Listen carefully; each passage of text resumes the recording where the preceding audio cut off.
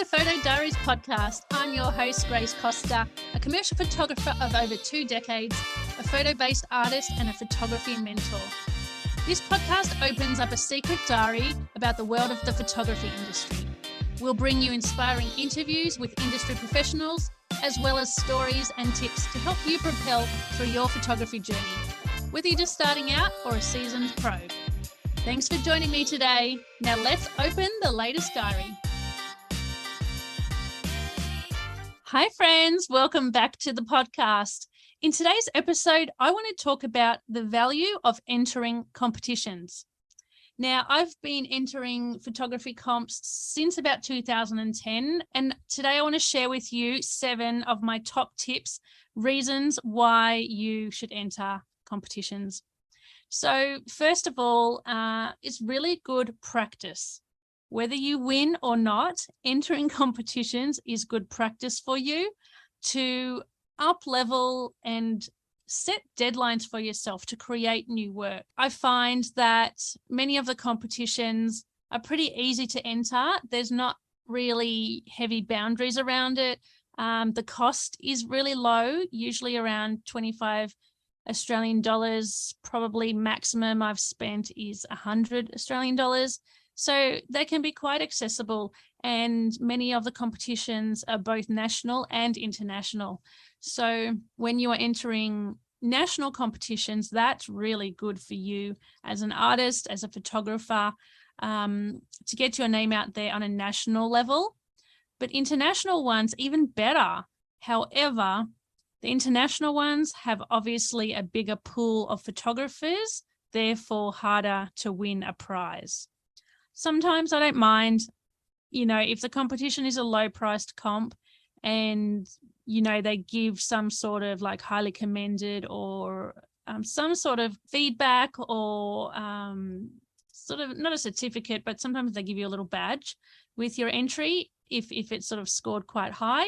I think that's worth going for. There's nothing to lose. So I really encourage my students to enter competitions as much as possible, just to keep practicing and build your confidence with getting your work noticed externally outside of your client work. And that leads into my second point, which is it helps you to create more work for your portfolio. And many years ago in 2012, I joined a Facebook group that was called 52 Portraits in 52 Weeks. And that was such a valuable project for me to be part of, because that helped me create portraiture in my portfolio, which I didn't ordinarily have. Because I was employed by the government at that time as a photographer, I was only shooting commercial stuff that I wasn't really able to put on my website. So when I saw a project like this, I thought, well, I can join like-minded photographers. People were sharing their images in the Facebook group, so we were sort of encouraged by each other's work. And it gave me deadlines. You had to do one every week. There was no limitations on who you could photograph and how you could photograph them. It was pretty free like that. And it really opened up my creative mind, and I took the project really seriously. And at the time, I moved states just for a 3-month creative sabbatical. And I thought, how am I going to do the project in the new state? I moved to Melbourne, and, I didn't know anyone. I thought, I don't really want to approach strangers because I was a bit shy around that sort of thing. But in the 3 months I was there, I managed to still create a portrait every week. And some people were from my art class. Some were complete strangers in the street. Some were people I met. Anyway, all those images I created throughout the whole year became my portfolio pieces for my website, but also for entering in competitions. So without much effort, I had extra work to enter in comps, and that was really valuable. So if you don't want to create a project yourself, maybe join a photography group. There are so many project-based groups for photographers on Facebook. So go and check something like that out. If you can't find something that suits you and you know another photographer, why don't you make a commitment to them that together you're going to do a creative project. It doesn't have to be portraiture. It can be, urban landscapes. It can be nature. It can be wildlife. Just set a little theme for each of you, set some deadlines, and make a commitment to each other to keep yourselves accountable and get the project done. Now that brings me to my third reason for entering competitions. It helps you learn to finish your work to a high standard. Now, many years ago, there used to be a professional photography association in Australia, and they had really high standard photography comps. It was a national thing. It was a face-to-face thing. You had to print your awards. You had to mount it. You had to enter 5 in whatever categories you liked. And what was so valuable about entering in it's called the AIPP, Australian Institute of Professional Photography Awards. What was so valuable for me was learning to print my work to a high standard. Because I was working commercially, I didn't really have to print my work very much at all. I wasn't a wedding photographer having to make albums or print wall art for people like some of you might be. So I didn't have any printed work to speak of. So learning how to print properly with, the black blacks, the white whites, all the fine detail, and learning how paper can really help tell the story of your final image. The perfect paper match can really make or break your image, especially in face-to-face awards like these were. Also, with these awards, you had to really present your stuff so well because you weren't just scrutinized by one judge. You were scrutinized by 4 judges. So that's a lot of eyeballs on your work. They're not going to miss anything. They're not going to miss anything in your image. There's bright lights on your work. So every little dust mark, every little, if you had some crappy editing, it would get found. So I really learned a lot about, finishing my work properly from these awards. And what I noticed back in the day when I saw other photographers enter the awards, together, I noticed some of them took the occasion very, very seriously, to the point that they would feel nervous being judged. They would, there was tears sometimes, and it was just really, really intense for a lot of people. I can totally understand that. But my point of view is you are entering to learn. Whether you win or not is a bonus. Don't take it seriously, even though your work is very personal. I understand it, but try not to take it so seriously. Take it as a learning experience, and anything that happens is a bonus. I think that comes with time and experience, knowing your worth and knowing that your clients are happy either way, whether you win this competition or not. So that brings me to point 4. Entering competitions helps build your credibility in the industry as a photographer and also as an artist, which means people can value you as a photographer because you are an award-winning photographer. And that looks good on paper. Whether you've won 1 or 100, it doesn't really matter. You can start to call yourself an award-winning photographer. Some people put their awards on their signature panel on their email block. So, that's a really good place to have it seen by new clients who are approaching you. You could also put it on your website, on your homepage or on your about page, things like that you've won, National Photographic Portrait Prize or whatever. It's really good for that to be seen on a regular occasion. You can share your wins on LinkedIn. You can share it on Facebook, just, showing your community that you are an active artist. You are doing work outside of your paid stuff, and you're really passionate and creative photographer.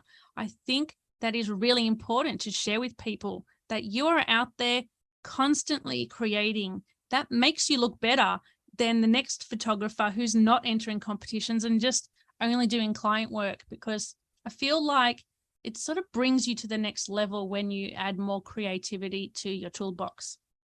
So my point number 5 for valuable reasons to enter competitions is it looks good on your CV if you ever want to exhibit as an artist one day, a photographic artist, I mean.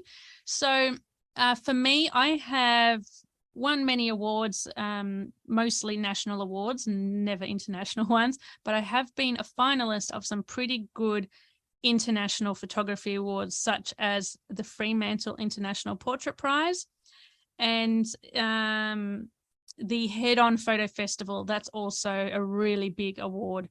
So with those sort of things, having that on my CV is really good for PR when I want to get published in, media, when I'm applying for an exhibition and it shows all the list of the exhibitions and competitions I've entered.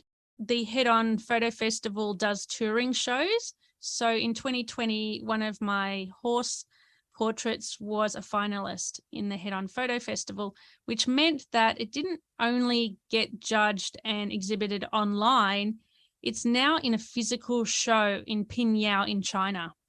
So I didn't even know that was going to happen as part of being a finalist. They probably sent me an email somewhere along the line that I didn't read. But the other day they sent another email saying that my work was over there in China. And I thought, wow, that is amazing that my work is now being shown on the other side of the world, which I wouldn't have done if I had to organize things like that myself. So the value of these competitions is so extensive when you get to have a global audience viewing your work. Your name is published online through these competition websites as well, which is also amazing for SEO. You can use the backlinks and post that on your own website. I was also a finalist in a really credible national photographic portrait prize in Australia. It's based in Canberra, and it was always my dream to be in this competition so my work could hang in the National Portrait Gallery. And it happened in 2014. My work was on show. I became a finalist, and all my friends and family came to see my massive portrait on the wall of the National Portrait Gallery. And that exhibition tours for a whole year all around regional Australia. So again, your work is being exposed to a new audience. People are seeing your name. They're looking up your website after seeing your work and starting to follow you, and you're starting to build, credibility. You're starting to build new followers, new fans, and that's all good things. Okay, my next point is it helps build professional practices. So if you are not getting much photography work in a commercial sense, entering competitions for fun and for extra work helps you build your professional practices that has no pressure attached to it, because you're not attached to a client brief, any client needs. You are doing things on your own terms, and you can do it at your own pace as well. If you need to reshoot something, you can do that, whether it's with a subject or whether it's in nature or something you've just created, a still life at home. Whatever it is, you're building your professional practice. So I think it's really valuable in that respect as well. And my final point in regards to entering competitions is it is a great experience to compete against yourself and against your peers. Now, some people might not refer to themselves as a competitive person. I myself am a very competitive person, not necessarily with other people externally. I'm very competitive against myself.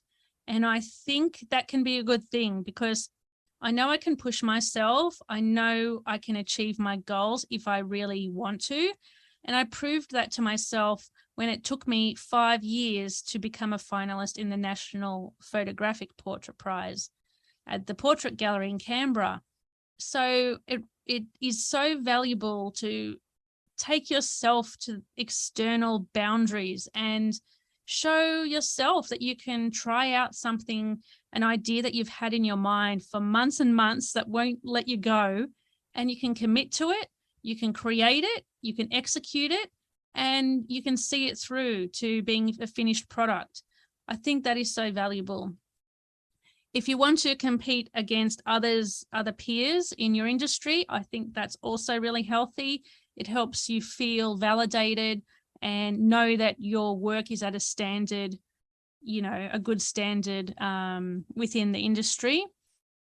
But don't get too caught up if you don't win anything the first time round or the second time round or the third time round. I would suggest exploring different competitions that might suit you. There are so many out there, both nationally and internationally. And in the show notes, I have a list that I've included some of the international and national photographic prizes that you could enter.